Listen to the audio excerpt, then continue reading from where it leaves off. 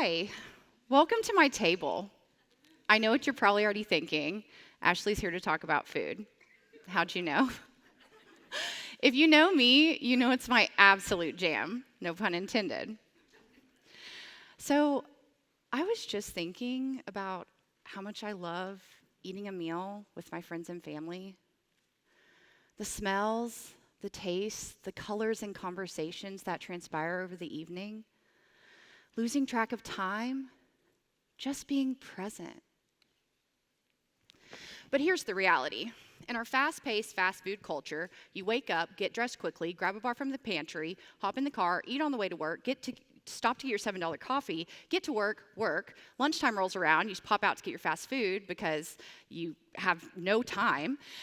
Bring your fast food back to your desk, eat at your computer, and you work again. And then you come home, order pizza because you have a million things to do before bed and you're exhausted. Pizza arrives and you sit down, turn on your favorite TV series, zoned into the TV, you dissociate. Finally, time to relax, alone. Sound familiar?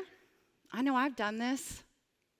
So, when was the last time you found yourself sitting here and with the people you'd love to be sitting here with? As a Gatlinburg native, I never really felt a part of it.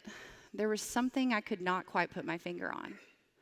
But once I found my friends and passion in life, I realized I was yearning for this community I now call home. With over a decade of working in food-related nonprofits, I'm enthusiastic about engaging and educating people with diverse backgrounds to grow and consume local healthy foods.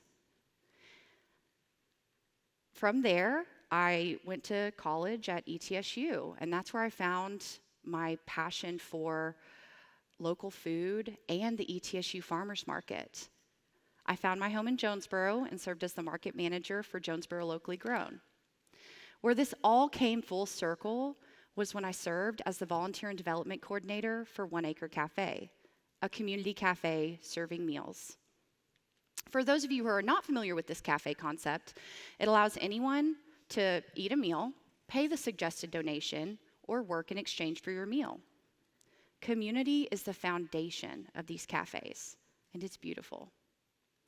To this day, my work is centered around local food access, dignity, and this amazing community, the Appalachian Highlands. Tonight, I want to show you that fast food is not the answer, but slow food, a slowing down, a pause. Lean into this with me. According to a study from the Cleveland Clinic, fast food dates back almost a century, but most of America's most well-known fast food eateries really took off during the 1940s and 50s. Fast food is detrimental to your health. It will raise your blood pressure, leave you bloated, drive up your cholesterol, cause digestive issues, lead to weight gain, and negatively affect your mood. If you are eating fast food with any sort of regular frequency, it's often going to lead to more sodium, saturated fat, and sugar, says dietitian Lindsay Malone. As we grow up and enter the workforce and get into the daily hustle culture our society so strongly pushes us towards in order to be successful, we get into habits that silo us, and we can quickly fall into isolation and loneliness. Grinding at work all day to come home, make your frozen dinner, and plop down in front of the TV is not going to bring you closer to your family, more in touch with your body, and it certainly will not help you with your mental health. However, taking the time to share a meal with your friends and family will, and here's some research to prove it. Studies show that families that share meals together greatly benefit. If you are sharing meals with any sort of frequency, the study shows that youth have lower cases of depression. There is an actual slow food movement, but I want to make it even more simple.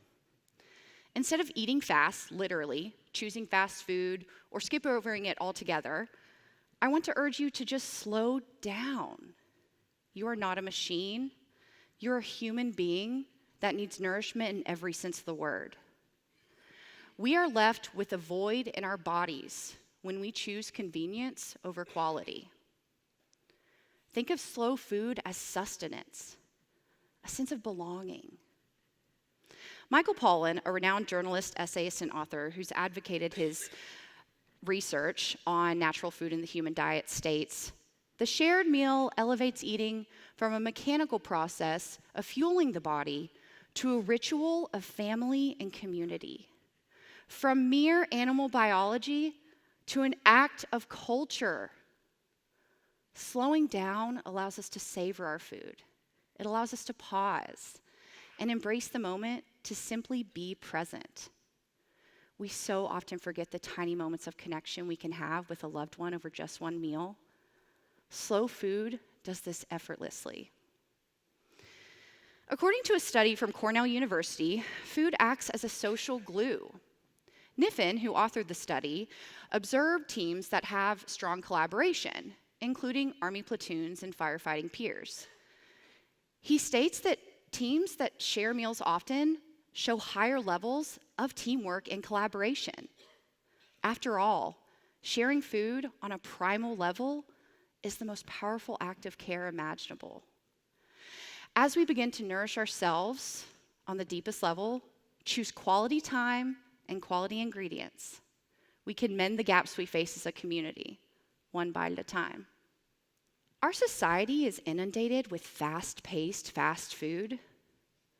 When was the last time you looked someone in the eyes and had a genuine soul conversation? I'm here to urge you to do it often. Every day, make it weird, but bring food. So let's bring it closer to your home, your table. I want to leave you with some action items, and I promise they'll be really fruitful. Share a meal with your family at least once a week. Prioritize your food and all your senses. Put down the phone, and please turn off the TV. Sharing food is one of the only experiences in our life that uses all 5 of our senses. Check out your local farmer's market. Volunteer at a food-based nonprofit, a soup kitchen, a community cafe. Encourage your coworkers to eat with you. Have a staff potluck at least once a week. And lastly, slow down. Smile at a fellow human. Pause and take a deep breath. This one's not food related, but I can guarantee it will force you to become more intentional in your life. It's a practice I do daily. I hope you'll go home this week, slow down, share a meal with a fellow human, and learn something new about them or yourself in the process. I hope I've given you some inspiration to move more slowly in this life. And I can't wait to share a meal with you at the same table. Thank you for your time, for lending your ear, and for opening your hearts. I know we can build a strong, resilient community through the power of slow food. So let's eat.